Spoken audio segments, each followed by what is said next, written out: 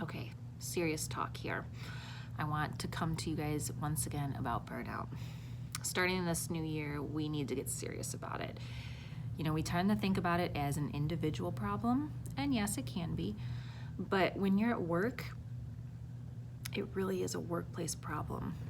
It's think about this. This is crazy. I was actually reading this the other day. I kind of knew it, but I was reading about it and it confirmed it, that burnout is officially recognized by the World Health Organization. It's a condition.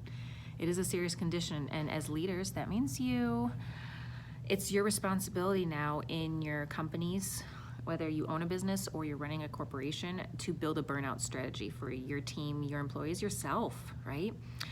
I mean, we're talking more about the workplace, but yourself, it's important too.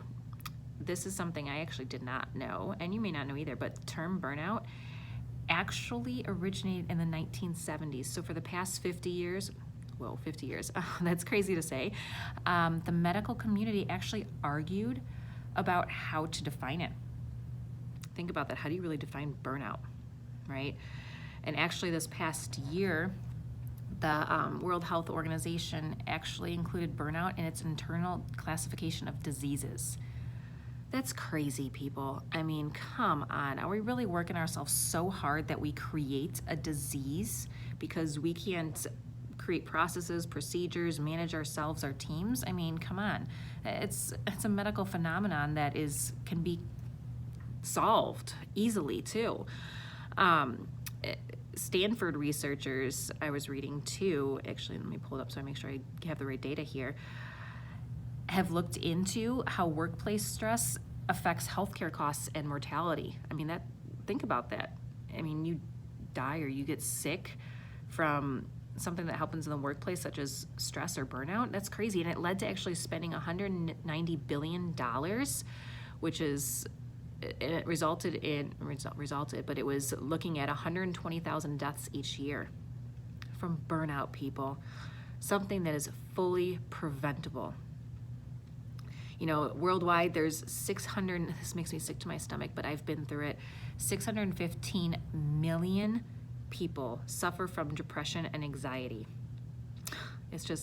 It breaks my heart because I've been there. I've been severely depressed, but I came out with the help and the tips that I now coach on. I came out, and that results in a cost for the global workforce of over $1 trillion of lost productivity each year.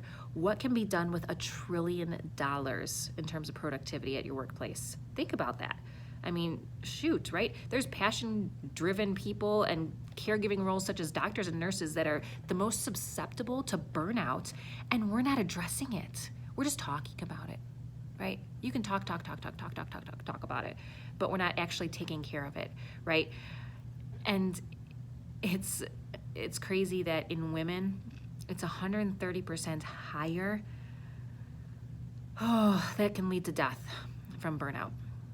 We don't like to talk about much. We like to try and stay in control, right? It's crazy.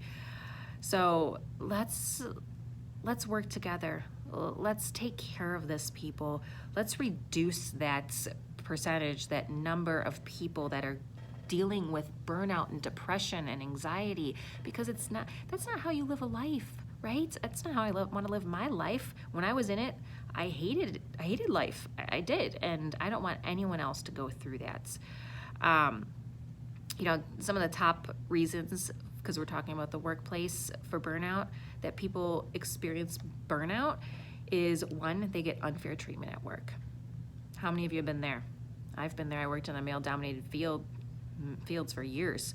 Two, they have an unmanageable workload. I actually was working with a client last year, and they had lots of people leave, and she just kept getting more and more work. They didn't hire anyone. They kept saying they were going to, right? Three, lack of clarity. How many of you actually know what you're supposed to do in your job every day? Most people don't, actually. It's crazy. You have to have those roles clearly defined for you. Number four, lack of communication and support from their manager.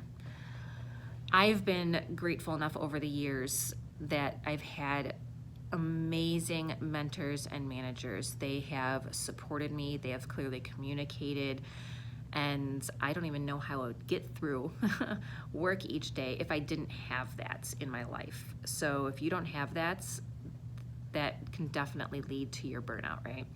And then 5, right? Unreasonable time pressure. They set a project deadline and give you all of these tasks to do, and you just look at them like, oh my goodness, what are you thinking, right? These 5 things clearly demonstrate the root causes of burnout, and they're not with the individual. As an individual, we try to manage them ourselves. We go home, we try to get the rest we need, work out, do some boxing or something, punch it out, whatever it may be.